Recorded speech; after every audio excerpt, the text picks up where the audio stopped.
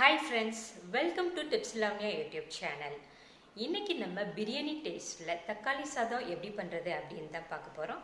அதுக்கு முன்னாடி இதுவரைக்கும் நம்ம சேனலை சப்ஸ்கிரைப் பண்ணாம பார்த்துட்டு இருந்தீங்கன்னா உடனே சப்ஸ்கிரைப் பண்ணி வச்சுக்கோங்க. கூடவே பெல் ஐகானை கிளிக் பண்ணிக்கோங்க. அப்பதான் நாங்க போடுற வீடியோஸ் உங்களுக்கு நோட்டிஃபிகேஷன்ல வந்து சேரும். வாங்க சுவையான தக்காளி சாதம் எப்படி பண்றது வீடியோக்குள்ள போய் பார்த்துடலாம்.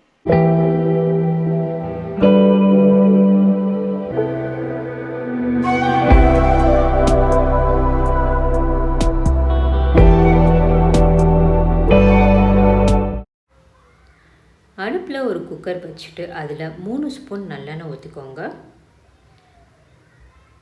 அடுத்து 2 ஸ்பூன் நெய் போட்டுக்கோங்க. நெய் சேர்த்து பண்ணுறப்ப தக்காளி சாதம் சூப்பராக இருக்கும்.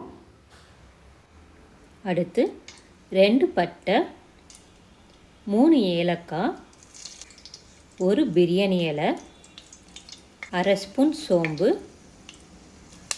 கருவேப்பிலை 1 கப்பு, 2 பச்சை மிளகாய் கீறினது, 2 பெரிய வெங்காயம் நீளமாக கட் பண்ணி வச்சுருக்கேன். அதை போட்டு வதக்கிடலாம். இது பொன்னிறமாக வர வரைக்கும் வதக்கிடலாம். அடுத்து 2 ஸ்பூன் இஞ்சி பூண்டு விழுது அரைச்சி வச்சுருக்கேன். அதை போட்டுடலாம். இஞ்சி பூண்டு பச்சை வாசனை போகிற வரைக்கும் நல்லா வதக்கிக்கோங்க. நல்லா வதக்குனதுக்கு அப்புறமா 1 கைப்பிடி கொத்தமல்லி, 1 கைப்பிடி புதினா போட்டு நல்லா வதக்கி விட்டுருங்க.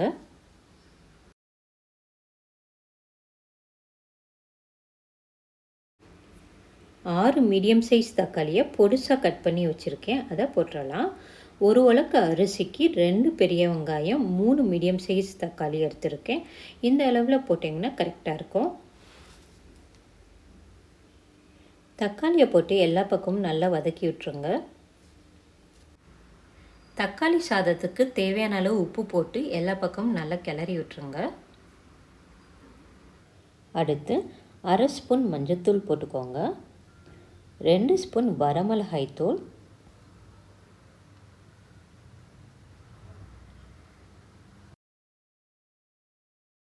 1 ஸ்பூன் கரம் மசாலா தூள். இது எல்லாத்தையும் போட்டுட்டு மசாலாவோட தக்காளியை நல்லா கிளறி விட்டுக்கோங்க.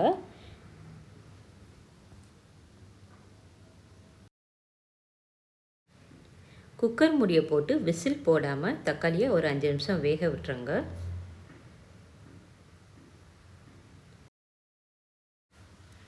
மூடியை ஓப்பன் பண்ணி பார்த்துடலாம்.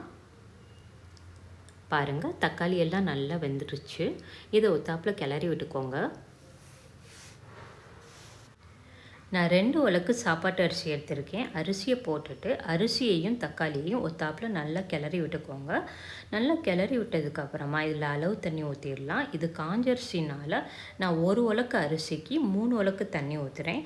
நீங்கள் சாப்பாட்டு அரிசியில் பண்ணுறதா இருந்தால் எவ்வளோ தண்ணி ஊற்றி வேக வைப்பீங்களோ அந்த அளவுக்கு தண்ணி ஊற்றி வேக வச்சுருங்க.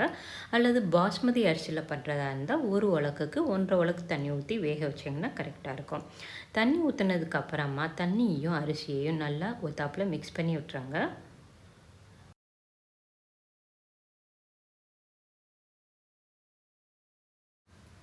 தண்ணி நல்லா கொதித்து அரிசி மேலே தெரிய ஆரம்பிக்குது பாருங்கள்.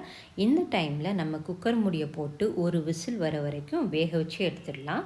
நம்ம ஆரம்பத்துலேயே மூடி போட்டு விசில் போட்டு வேக வச்சோம் அப்படின்னா தண்ணியெலாம் வெளியே வர ஆரம்பிச்சிடும். அரிசி வெந்தும் வேகாமலுமா இருக்கும். அரிசி மேலே வந்ததுக்கப்புறம் நம்ம ஒரு விசில் வச்சோம்னா தண்ணியெலாம் வெளியில் வராமல் கரெக்டாக வெந்திருக்கும். இந்த டைமில் நம்ம ஸ்டவ் ஆஃப் பண்ணிடலாம். ஒரு விசில் வந்துடுச்சு. குக்கர் ஆவி போனோடனே மெதுவாக ஓப்பன் பண்ணிக்கோங்க.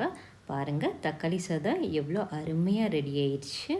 நீங்கள் இந்த தக்காளி சாதத்தோட உருளைக்கிழங்கு, வடகம் இதெல்லாம் வச்சு உங்கள் குழந்தைங்களுக்கு சாப்பிட கொடுத்தீங்கன்னா உடனே காலி பண்ணிடுவாங்க. அவ்வளோ ருசியாக சூப்பராக இருக்கும். ஸோ நீங்களும் உங்கள் வீட்டில் செஞ்சு உங்கள் வீட்டில் உள்ளவங்களை அசத்துங்க. உங்கள் எக்ஸ்பீரியன்ஸை மறக்காமல் கமெண்ட்டில் சொல்லுங்கள். தேங்க்ஸ் ஃபார் வாட்சிங். உங்களையும் உங்களை சுற்றி உள்ளவங்களையும் நல்லபடியாக பார்த்துக்கோங்க. இந்த வீடியோ உங்களுக்கு பிடிச்சிருந்துச்சுன்னா லைக் பண்ணுங்க, ஷேர் பண்ணுங்க, சப்ஸ்கிரைப் பண்ணுங்க, மறக்காம பெல் ஐக்கனை கிளிக் பண்ணுங்க. பாய்.